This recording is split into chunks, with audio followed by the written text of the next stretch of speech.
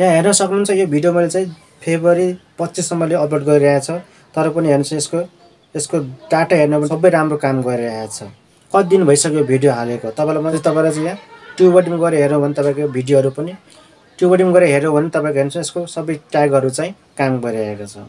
म तपाईँलाई हेर्न सक्नुहुन्छ यसरी यसको ट्यागमा गयो भने तपाईँले यो ट्यागमा ओपन गर्ने बित्तिकै तपाईँको हेर्न सक्नुहुन्छ यो भिडियो कसरी ऱ्याङ्क गरेर हेर्न सक्नुहुन्छ यसरी तपाईँको ट्यागहरू सबै यहाँ काम गरे हेर्नु यसरी तपाईँको ट्यागहरू चाहिँ यसरी काम गरिरहेको छ हेर्न सक्नुहुन्छ यसरी।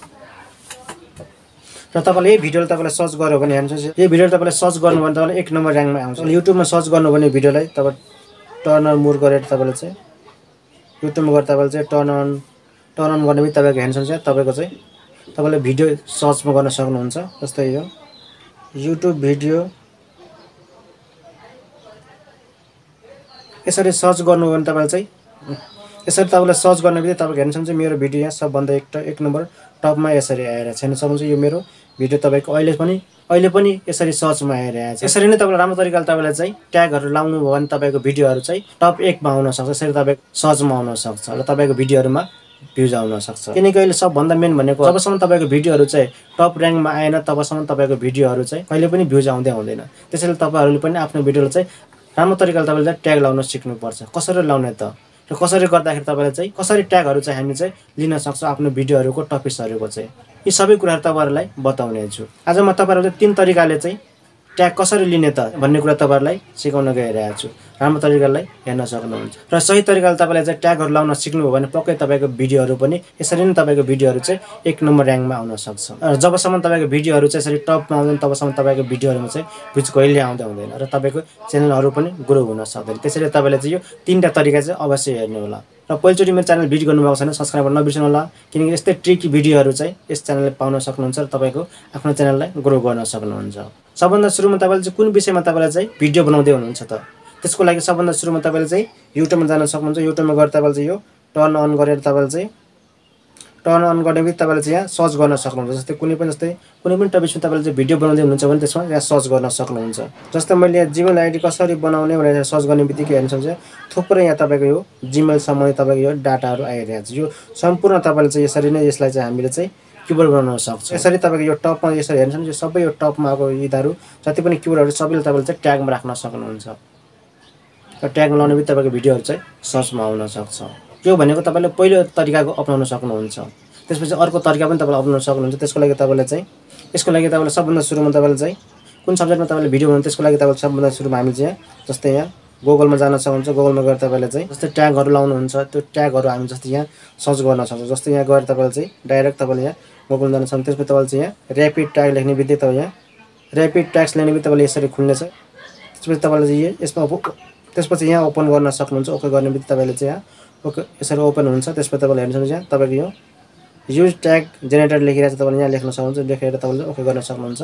यसरी ओके गर्ने बित्तिकै तपाईँले चाहिँ यहाँ सर्च गर्ने ठाउँ चाहिँ इन्ट्री ठाउँ यहाँ तपाईँले चाहिँ लेख्न सक्नुहुन्छ। अनि तपाईँले जिमेल आइडी कसरी बनाउने यसरी लेख्ने जिमेल आइडी कसरी बनाउने यसरी लेख्न सक्नुहुन्छ। कसरी बनाउने लेख्ने बित्तिकै तपाईँले चाहिँ सर्च गर्न सक्नुहुन्छ। सर्च गरेर तपाईँले चाहिँ यहाँ थुप्रै तपाईँको यसरी किबोर्डहरू दिनेछ। हेर्नुहोस् यहाँ थुप्रै तपाईँले किबोर्डहरू 101 तपाईँको 100% तपाईँले चाहिँ वर्किङ गर्ने तपाईँले यसरी किबोर्ड दिनेछ। यो भनेको तपाईँले गुगलले नै दिन्छ।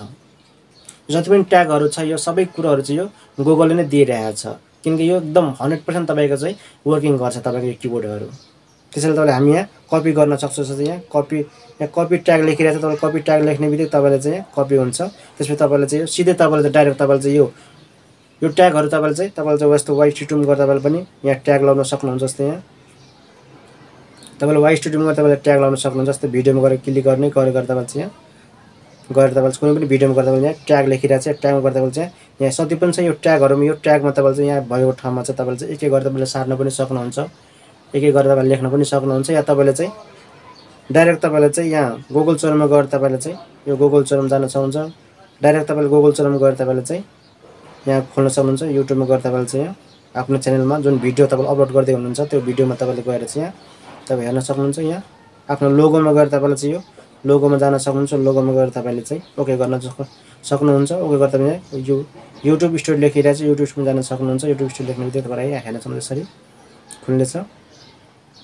यहाँ खोल्ने बित्तिकै तपाईँको हेर्न सक्नुहुन्छ तपाईँ जस्तै तपाईँको यहाँ हेर्न सक्नुहुन्छ। यो तपाईँको यो भिडियो छ, यहाँ भिडियो ओके गर्ने बित्तिकै तपाईँको थुप्रै यहाँ तपाईँको यो भिडियोहरू जति पनि तपाईँको च्यानलमा छ भिडियोहरू सबै तपाईँ यसरी सो गर्नेछ। तपाईँले जुन भिडियो तपाईँले अपलोड गर्नुभएको छ त्यसैले हामीले सुरुकै भिडियोलाई ओके गर्न सक्छौँ। ओके गर्दा तपाईँले चाहिँ यहाँ सबभन्दा तल हेर्न सक्नुहुन्छ। तपाईँले यहाँ गएर तपाईँले चाहिँ जति यहाँ तल यहाँ गएर तपाईँले चाहिँ तल स्क्रोल गर्न सक्नुहुन्छ। त्यसपछि सिम्बलमा गएर तपाईँले चाहिँ यहाँ हेर्न सक्नुहुन्छ। यहाँ गएर तपाईँले चाहिँ यहाँ ट्याग लेखिरहेछ, यहाँ तपाईँको यो ट्याग लेखिरहेछ। हेर्नुहोस् यहाँ ट्याग लेखिरहेछ। यो ट्यागको ठाउँमा तपाईँले चाहिँ जति पनि तपाईँले किवर्डहरू कपी गर्नुपर्छ सबै यहाँ तपाईँले एकपल्ट यहाँ पेस्ट गर्ने बित्तिकै यहाँ यो ठाउँमा तपाईँ यो खाली ठाउँमा यहाँ हेर्न सक्नुहुन्छ। मेरो ट्यागहरू अलरेडी नै लागिरहेछ र तपाईँहरू पनि यसमै तपाईँले चाहिँ पेस्ट गर्न सक्नुहुन्छ। र पेस्ट गरेर तपाईँले चाहिँ यहाँ सबभन्दा यहाँ हेर्न सक्नुहुन्छ तल माथि गएर तपाईँले चाहिँ यहाँ हेर्न सक्नुहुन्छ। यहाँ यो ठाउँमा तपाईँले चाहिँ यहाँ सेभ भन्ने ठाउँ आउँछ। किनकि अहिले मैले यसरी ट्याग लगाएको छुइनँ त्यसैले तपाईँलाई यहाँ देखाएको छ सिग्नल। नत्र तपाईँ कालो अक्षरमा यहाँ सेभ भन्ने एउटा अप्सन आउँछ। तपाईँले त्यसमा ओके गर्ने तपाईँको ट्यागहरू चाहिँ सेभ हुन्छ।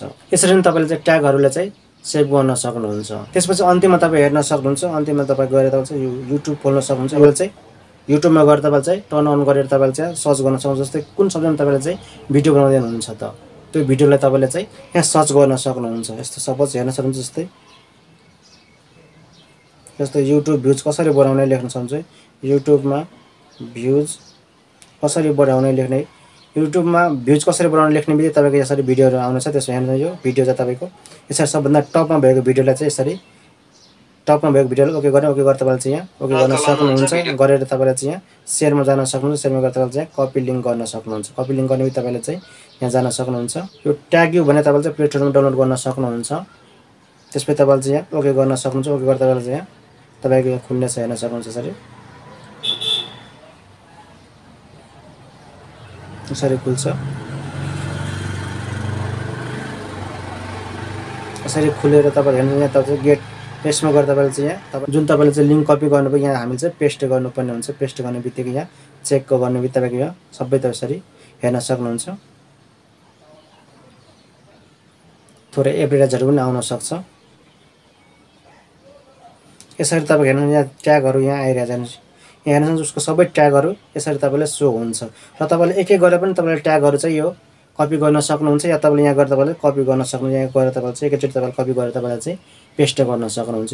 यहाँ हेर्न सक्नुहुन्छ यसको यो भिडियोमा किन सबभन्दा सुरुमा चाहिँ टपमा आएको त किनकि केही न केही यसमा ट्यागहरू राम्रो भएर चाहिँ उसको भिडियोहरू चाहिँ एक नम्बर ऱ्याङ्कमा गरिरहेको छ। तपाईँले पनि यसको ट्यागहरू तपाईँले चाहिँ युज गर्नुभयो भने पक्कै तपाईँको भिडियोहरू पनि यसरी टपमा आउन सक्छ। यसलाई हामी जसरी कपी गर्ने बित्तिकै यहाँ कपी गर्ने बित्तिकै हेर्न सक्नुहुन्छ। कपी यसरी कपी हुन्छ। र तपाईँले चाहिँ अघि जस्तै तपाईँले जहाँ गएर तपाईँले चाहिँ यहाँ गएर तपाईँले चाहिँ गुगल चेनमा गएर तपाईँले जस्तै अघि मैले ट्याग देखाइरहेको थिएँ। तपाईँले यहाँ ट्यागमा गएर तपाईँले चाहिँ यो ट्यागमा गएर तपाईँले चाहिँ पेस्ट गर्न सक्नुहुन्छ। पेस्ट गर्ने बित्तिकै तपाईँको भिडियोहरू चाहिँ 2-4 घन्टामा तपाईँको भिडियोहरू चाहिँ ऱ्याङ्कमा आउन सक्छ। यसरी नै सजिलो तरिकाले तपाईँले चाहिँ ट्यागहरू चाहिँ यसरी लाउन सिक्नुभयो भने पक्कै तपाईँले चाहिँ आफ्नो भिडियोहरूलाई टप ऱ्याङ्कमा ल्याउन सक्नुहुन्छ। र तपाईँको भिडियोहरू पनि 100% तपाईँको भिडियोहरू चाहिँ ऱ्याङ्कमा आउन सक्छ। र यसरी तपाईँले चाहिँ एकपल्ट ट्राई गरेर हेर्नुहोस् पक्कै तपाईँको भिडियोहरू पनि टप ऱ्याङ्कमा आउन सक्छ। भिडियो मन परेमा लाइक पनि गरिदिनुहोस् र पहिलोचोटि मेरो च्यानल भिडियो गर्नु छ भने सब्सक्राइब गर्न नबिर्सनु। आजलाई यति नै। फेरि अर्को नयाँ भिडियो भेट्छौँ। धन्यवाद।